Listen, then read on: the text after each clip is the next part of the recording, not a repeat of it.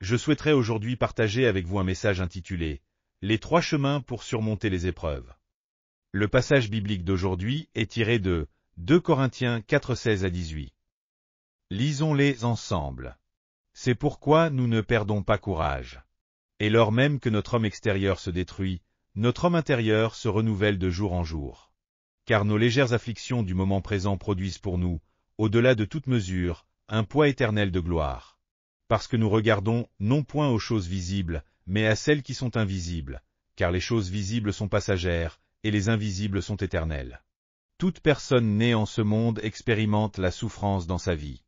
Si nous pensons que nous vivons actuellement quelque chose de bon, il y a des épreuves en arrière-plan, et si nous croyons qu'il n'y a que des souffrances, il y aura de bonnes choses qui suivront. Tout comme la nuit succède au jour, les bonnes choses et les épreuves se succèdent et viennent vers nous comme une roue qui tourne. Par conséquent, notre attitude face aux épreuves est ce qui importe, car il n'est pas en notre pouvoir d'empêcher les épreuves de venir. Tout le monde en traverse. Alors, quelle attitude devons-nous adopter lorsque nous faisons face aux épreuves? Parmi nous, il y a ceux pour qui les épreuves deviennent des obstacles. Pour ceux qui trébuchent et vacillent face aux épreuves, elles sont des obstacles, mais pour ceux qui les surmontent et vont de l'avant, elles deviennent des tremplins. Autrement dit, les mêmes épreuves peuvent devenir des obstacles si l'on adopte une attitude négative.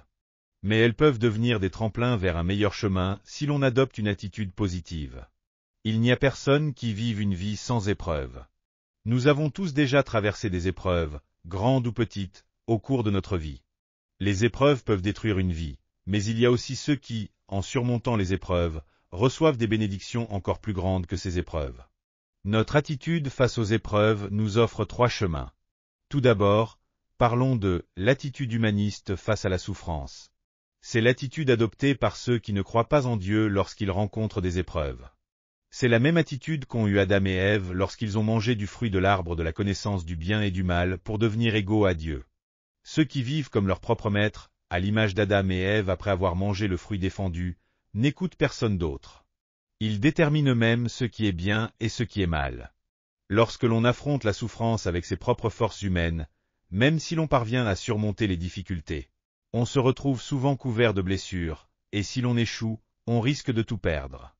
Malgré cela, de nombreuses personnes tentent imprudemment de tout gérer par leurs propres moyens. Ces personnes sont des athées, des personnes qui ne croient pas en Dieu ou qui se considèrent comme leur propre maître.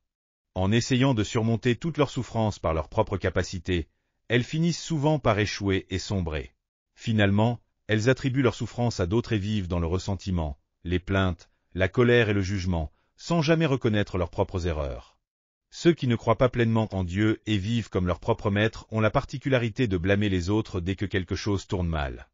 C'est exactement comme Adam. Lorsque Dieu lui demanda « Adam, pourquoi as-tu mangé du fruit défendu ?» Il répondit « La femme que tu m'as donnée m'a offert le fruit et j'en ai mangé. » Adam pensait que c'était la faute d'Ève, que Dieu avait créée, qui l'avait incité à pécher. Ève, quant à elle, répondit à la réprimande de Dieu en disant « Le serpent m'a trompé et j'ai mangé. » Ni Adam ni Ève n'ont reconnu leur tort. Une personne au cœur brisé se tourne vers elle-même, assume sa responsabilité et se repent, tandis que celle qui ne l'est pas rejette toujours la faute sur les autres.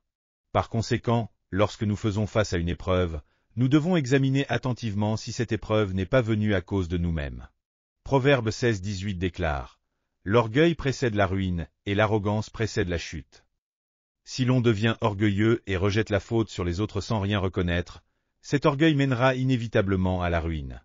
Deuxièmement, parlons de la foi à un niveau faible face aux épreuves. Cette attitude consiste à essayer de résoudre les épreuves par Dieu sans avoir une foi qui s'en remet totalement à lui. C'est prier de manière superficielle. « Dieu, aidez-moi, je vous en prie », tout en gardant au fond du cœur l'idée de résoudre soi-même les problèmes. Le pasteur D.L. Moody racontait souvent cette histoire. Un pasteur très grand et imposant emmenait un jour sa fille patiner sur la glace. Craignant qu'elle ne tombe, il lui tenait la main, mais elle ne cessait de s'en défaire en disant « Je peux marcher seule, pourquoi veux-tu toujours me tenir la main? Je peux le faire toute seule. » Même si son père lui disait « Ce serait mieux que je te tienne la main », elle répondait « Non, pas besoin », et avançait seule. Puis, en marchant avec assurance, elle finissait par glisser et tomber lourdement. Après avoir pleuré, elle acceptait que son père lui tende la main, mais ne tenait qu'un doigt. Et comme ce n'était pas suffisant pour l'empêcher de tomber, elle glissait à nouveau. Ce n'est qu'après être tombée et avoir accumulé des blessures qu'elle tendait enfin la main en pleurant, et son père la prenait alors dans ses bras pour la porter au-dessus de la glace. Ceux qui s'en remettent à leur propre force prient aussi, disant « Dieu, protège-moi et aide-moi dans cette épreuve », mais sans jamais s'en remettre totalement à lui. Ils luttent de toutes leurs forces humaines, s'imposant comme les maîtres de la situation, et limitent ainsi l'aide que Dieu peut leur offrir. Ceux qui abordent les épreuves avec une foi faible continuent de mettre en avant leur propre humanisme, utilisant Dieu comme un simple assistant dans leur propre plan. Moïse, après 40 ans d'épreuves spirituelles dans le désert, a été brisé. Lorsque le buisson ardent brûlait devant lui, une voix s'est fait entendre du milieu du feu en disant « Moïse, Moïse, ôte tes sandales, car le lieu où tu te tiens est saint. » Les sandales symbolisaient l'orgueil humain et la vie centrée sur soi-même. Le commandement d'ôter ses sandales signifiait renoncer à soi-même et se confier entièrement en Dieu. Ceux qui essaient de converser avec Dieu en étant sur un pied d'égalité avec lui ne seront pas entendus. Dans la société israélite, les fils des maîtres portaient des sandales, mais les serviteurs devaient les enlever. Ôter ses sandales signifiait renoncer à sa souveraineté. C'est ainsi que Moïse, après avoir ôté ses sandales devant Dieu, a pu devenir un guide pour le peuple d'Israël sous la direction de Dieu. Face à la puissante forteresse de Jéricho, Josué a vu un homme avec une épée dégainée. Josué lui a demandé « Es-tu pour nous ou pour nos ennemis ?» L'homme a répondu « Je ne suis ni l'un ni l'autre, mais le chef de l'armée de l'Éternel. Ôte tes sandales. » Josué a obéi, et c'est alors que Dieu lui a révélé les plans militaires et politiques pour vaincre Jéricho. Ainsi, Dieu exige que nous lui remettions tout ou que nous assumions tout nous-mêmes. Il ne souhaite pas une foi vacillante ou partielle. Aujourd'hui, le Seigneur nous dit « Ôte tes sandales, abandonne ta souveraineté et confie-moi tout. Que ce soit la vie ou la mort, la prospérité ou la déchéance, confie-moi tout. » Si nous nous remettons totalement à lui, nous serons guidés par Dieu. Mais si nous disons « Dieu, je vais le faire à ma manière, viens seulement m'aider. » Il pourrait nous dire « Je ne suis pas venu pour être ton assistant. Fais-le à ta guise, et je reviendrai quand tu seras brisé. » Nous devons nous dépouiller et être brisés à travers les épreuves. Ainsi, les épreuves ne sont pas forcément mauvaises. Troisièmement, nous devons maintenant apprendre le niveau élevé de foi pour surmonter les épreuves. Cela signifie faire de Dieu le maître de notre vie et lui remettre entièrement notre existence lorsque les épreuves surviennent.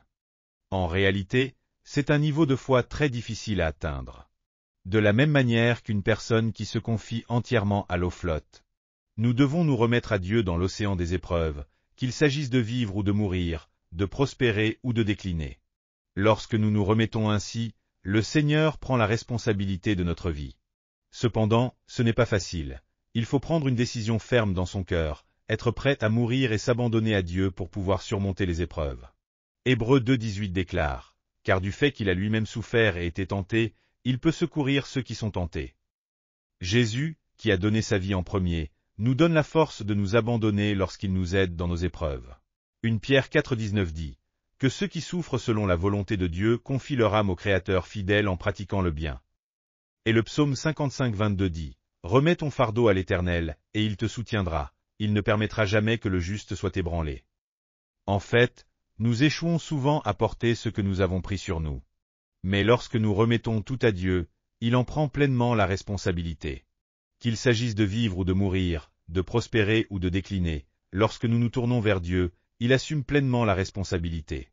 Une foi de niveau élevé face aux épreuves signifie reconnaître que même si les épreuves et le diable se dressent devant nous, derrière ces épreuves, Dieu est présent. Dieu utilise les épreuves pour notre bien et non pour notre mal.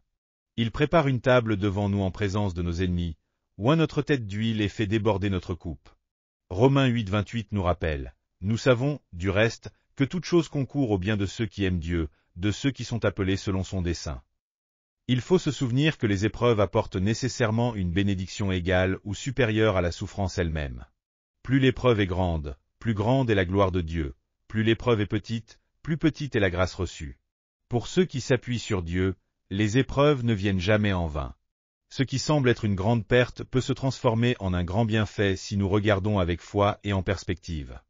L'apôtre Paul écrit dans 2 Corinthiens 12, 7-9.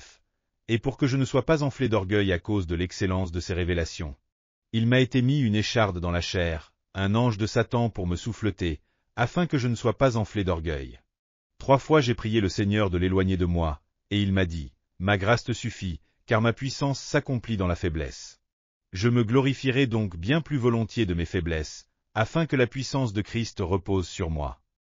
Paul, qui a reçu des révélations de Dieu et est monté au 3e ciel pour parler avec lui, a été humble grâce à une maladie physique permise par Dieu pour prévenir l'orgueil. Malgré cela, Paul n'a ni rejeté ni haï ses épreuves. Le psaume 34, 18 à 19 dit, « L'Éternel est près de ceux qui ont le cœur brisé, et il sauve ceux dont l'esprit est abattu. Le juste connaît de nombreuses épreuves, mais l'Éternel le délivre de toutes. » Dieu délivre de nombreuses épreuves, où il châtie pour amener à la repentance lorsqu'il y a faute. Lorsque nous recevons la correction, cela nous pousse à nous repentir. L'absence d'épreuves signifie un arrêt de la croissance spirituelle. Ainsi, les épreuves doivent être vues comme une occasion de transformation personnelle. Le psaume 119-71 dit, « Il m'est bon d'être affligé, afin que j'apprenne tes statuts. » Et Romains 8-18 affirme, « J'estime que les souffrances du temps présent ne sauraient être comparées à la gloire à venir qui sera révélée en nous. » Si nous adoptons une attitude positive face aux épreuves, elles deviennent bénéfiques. Les épreuves précèdent toujours une gloire plus grande. Winston Churchill, ancien Premier ministre du Royaume-Uni, a dit, « Un pessimiste voit la difficulté dans chaque opportunité, un optimiste voit l'opportunité dans chaque difficulté. » Nous devons adopter une attitude positive envers les épreuves. Si le Seigneur est avec nous, les épreuves deviennent un atout. Ainsi, lorsque les bonnes choses arrivent, louons Dieu, et lorsque les épreuves viennent, prions en croyant qu'elles deviendront un bienfait. 2 Corinthiens 4, 16 à 18 nous dit, « C'est pourquoi nous ne perdons pas courage. Et même si notre homme extérieur se détruit, notre homme intérieur se renouvelle de jour en jour. Car notre légère affliction du moment présent produit pour nous, au-delà de toute mesure, un poids éternel de gloire. Nous ne regardons pas aux choses visibles, mais à celles qui sont invisibles, car les choses visibles sont temporaires, mais les invisibles sont éternelles. » 1 Pierre 5,10 déclare, « Le Dieu de toute grâce, qui vous a appelé en Jésus-Christ à sa gloire éternelle, après que vous aurez souffert un peu de temps, vous perfectionnera lui-même, vous affermira, vous fortifiera et vous rendra inébranlable. » Ainsi, Dieu nous rend parfaits, solides, forts et inébranlables à travers les épreuves, pour que nous prospérions dans tous les domaines et soyons spirituellement stables. Pour conclure, dans ce monde, nous ne pouvons pas éviter les épreuves, mais notre attitude envers elles détermine si elles deviennent des obstacles ou des tremplins. Une attitude positive amène Dieu à nous bénir davantage. Cependant, si nous nous plaignons, les situations empirent. Il est donc essentiel de voir les épreuves comme un bénéfice pour notre bien-être spirituel et physique. Dieu est bon et transforme les épreuves en occasion de croissance pour ceux qui lui font confiance. Prions ensemble. Père bien-aimé, nous comprenons que personne ne peut être exempt de souffrance dans cette vie. Nous te remercions de nous enseigner que notre attitude face à la souffrance peut en faire une bénédiction ou une malédiction. Guide-nous pour que nos épreuves deviennent des tremplins et non des obstacles, et que nous vivions chaque jour avec un cœur plein de gratitude envers toi. Nous sommes faibles, Seigneur, donne-nous ta force et ton soutien. Au nom de Jésus-Christ, nous prions. Amen. Alléluia. Avez-vous reçu beaucoup de grâce à travers la parole? Je vous bénis de tout mon cœur au nom du Seigneur pour que vous soyez de plus en plus armés de la parole de Dieu et remplis du Saint-Esprit, afin que vous meniez une vie victorieuse dans ce monde. Si vous avez aimé cette vidéo, n'oubliez pas de vous abonner à la chaîne, d'activer les notifications et d'appuyer sur le bouton « J'aime ». Cela nous aide beaucoup à préparer plus de vidéos remplies de grâce. Nous nous retrouverons avec joie dans la prochaine vidéo. Que Dieu vous bénisse grandement.